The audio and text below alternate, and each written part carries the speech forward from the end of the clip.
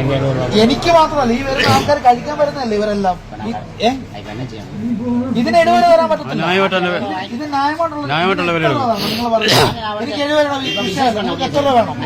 നിങ്ങളുടെ ബിസിനസ് എനിക്ക് ദിവസം നല്ലാതെ തരും. ബിസിനസ് എനിക്ക് നല്ലാതെ തരും. നിങ്ങൾക്ക് എന്നെ പറ്റി തരുവോ? നിങ്ങൾക്ക് എന്നെ പറ്റി തരുവോ?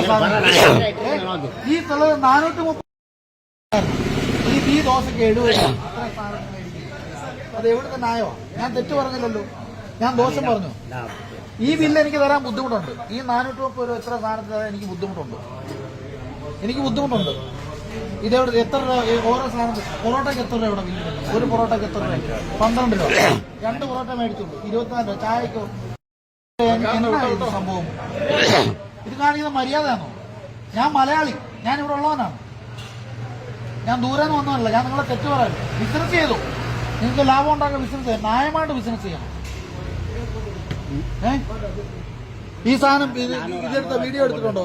ഈ കടയുടെ സാധനം എടുത്ത് ഇതെനിക്കറിയാം. നാളെ ഈ കട തുറക്കത്തില്ല. ഞാൻ എനിക്കറിയാമല്ലോ. 50 രൂപ മൈനസോ? ഇതിനപ്പം നിങ്ങൾ എത്ര ബില്ലിടുന്നത് പറയാം. ഈ ദോശ എന്ത് ബില്ലിടും? ഇതിനു വേണ്ടി ഇതിനകത്ത് എവ്വളോ കാണിട്ട് ഇരിക്കും. നിങ്ങൾ ഈ പറയുന്ന 70 രൂപ